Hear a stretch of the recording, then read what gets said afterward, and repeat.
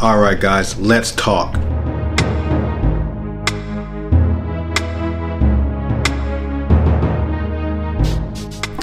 So what's going on, guys, and welcome back to the Hungry Road. Thank you for tuning in. I don't do many lifestyle update videos on this channel, but I think I'm going to start because some things are starting to happen. Some things are moving and shaking and things like that, and mainly I want to talk about the cars today. Why I haven't bought a new car and what the status is on the car that I am buying. So let's first discuss. I've owned 11 cars in my life.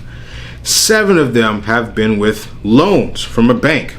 I'm not some giant cash cow with a whole bunch of money just sitting around, so I finance my vehicles almost entirely. I hate putting money down. I'd rather use that money for other things or whatever I want. Yes, it makes your payment a little bigger every month, but I have more cash to play with for investments or whatever I want to use. So let's run through the cars real quick. I've had 2 Chevy Caprices. One was yellow that I painted blue. I had that in high school. Then I had another one that was also yellow and then painted purple, put big rims on it, all that kind of stuff. Then in the middle of all that, I had my dad's old 96 Sebring. I had lights underneath it. It was a good time. Then after the purple Caprice, I had a black G6. I financed that. I think I paid $9,200 for it. And it was a salvage title. That's why it was so cheap.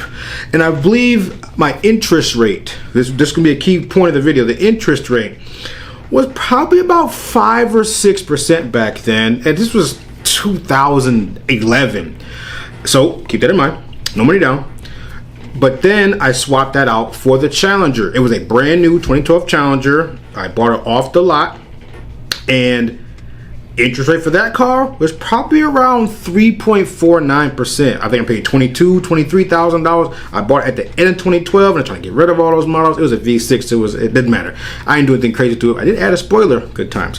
But anyway, so after the Challenger, I bought Oprah, the Maserati Quattroporte 2007.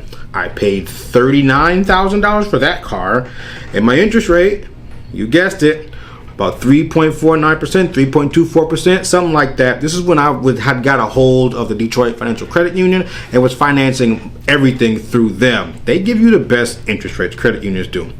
So after Orion, I did have a sorry, not Orion, it was Oprah was her name, Oprah.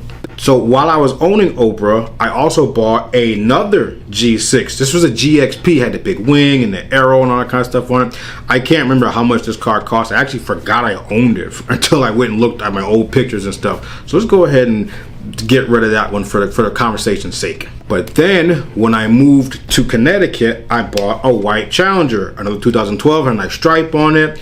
You guessed it, around 3% interest rate. And then finally, my Maserati Gran Turismo, that was about 3.4, 3.3, something like that, around there. I think I paid 45 grand for it. My payment was like $700 a month, something like that. And finally, my Ford Taurus Show that I currently own right now, interest rate is 3.03%, paid $19,700 for it. So I haven't bought a car because you see the interest rates now. Your lowest interest rate you're going to get from a bank is like 6.67%. It's just money for interest. I haven't been paying that much interest since I've been owning vehicles at all. So why would I just go up and buy a new car if I had to pay all this extra interest? Well, that's kind of the thing. I've been waiting for the Fed to drop the interest rates. Plus I had some debt, things to take care of. I got married. We were house shopping for a minute, But yeah, I had to buy the Taurus because the Challenger got smacked out. I hope if you guys are new to the channel, I'll tag a video in here somewhere to explain why I bought the Ford Taurus in the first place. And let's segue into the new car. My old car is getting old. Some things are happening. I had the thermostat fixed. People are just disrespecting it by denting it. I get those things fixed. It's just getting old. It's got 129,000 miles on it, and I think it's time for something new. It's 2015. It's out of warranty. It's not new anymore. It's comfortable. It rides well. It's still got good power, 365 horsepower from a twin turbo V6, a 3.5 liter V6. I've got corrected many times in the comments. But I'm looking for something new. or I have found something new. And I think last week or the week before on my Instagram and YouTube and whatever, I announced I was getting something new, and things are in the works. They still are. They just have come to a kind of a halt because the AC went bad on the car. I was able to take the car home and test drive it for a day, and my wife need the AC. She overheats pretty quickly. It's fine, but yeah, it's hot outside. Who doesn't want AC? The AC didn't work. So we took it back to the dealer. It was like, yeah, if you can fix the AC, yeah, we can work out the interest rates. Then we can move forward with the transaction. So here's the story with the new car. I'm gonna tell you what it is. I drop hints. It's got AC, and it's a much newer car. Let's go with that. It's got new technology. It does a lot of cool stuff. So we'll leave it at that. I'm very excited for this. So here's step one: the interest rates. Getting the AC fixed, fine. They can do that. It's part of the problem. The interest rates was the big deal. I had the dealership run my credit, and they ran it through all these different banks. The lowest they could get me was 6.67%. I have great credit. Don't ask questions. I have great credit. But that's because of the Fed. The Fed has a chokehold on interest rates everywhere. Car loans and bank loans, and then home loans. Like, it's just a chokehold on the interest rate to try to get. I don't know how it really works. How charging more interest helps the economy. I'm not a financial guru. I don't understand. But that was like, I don't want to pay this much interest. I'm literally paying double the interest that I'm paying on my current car. 3.03% to 6.67, even more than double. So I shopped around on my own. And because I have an amazing wife with an amazing job, I was able to use her credit union and get the interest rate down to 4.99. That's much easier to swallow than 6.67. So now I'm not paying as much for this new car. So that was step number one. That's been secured. I'm financed. I just got to get the car. Now we're waiting on the car. The dealership had to take the car to another dealership to get it looked at, and that dealership said, whoa, that other dealership should be doing this. Okay, so they took it over there, and this dealership had to open up a ticket with the manufacturer because they had not seen this before. I was like, okay, this is crazy. And currently, the car has been at the dealership, I think, for 3 weeks. Let me check to see when I did the test drive.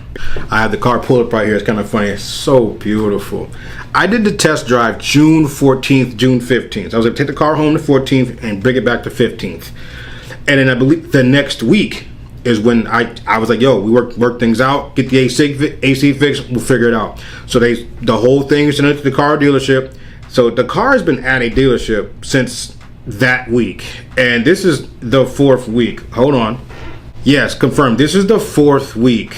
And the AC condenser is on back order. So hearing that actually inspired me to make this video, because I want this thing. I'm so excited for it. I know you guys be excited for it. But when an automotive part is on back order, that can mean weeks to months of waiting. And I'm not going to buy a car and then make payments on it and then wait for it to show up. So I'm waiting for it to show up so I can finish everything, and then we can have it on the channel and go through adventures and things like that. But that's the story right now. It is currently July 10th, and I have no idea when this thing is going to show up. It's possible this thing will show up. I don't even need AC anymore. That would be nuts. But at least the car's under warranty. There's a lot more warranty left on it, and I'll keep you guys in the loop. But that's the story. We're waiting on the AC condenser to show up. The manufacturer has to literally make the part and then send it from wherever they exist. And then the dealership can put it in and test it, and then the car is ready to be picked up. Once I have a pickup date, I can get my information. I get my pickup date from the dealership, that I can give it to my insurance, and then my insurance can fax over the new stuff to my bank. I go in there, sign stuff, give me a check, and I go to the dealership. And I am putting some money down this time just to help with reducing the payment because the interest rate is higher than what I'm used to. But that's it. So bear with me. I appreciate you guys checking out the channel, the car reviews, the food reviews, and the shoe reviews. It's a fun adventure. It's a good time. We're still marching toward 5,000 subscribers. I believe we're at 4,444. It's a great number. All right, guys. Take care. Stay safe. Don't let the interest bite you.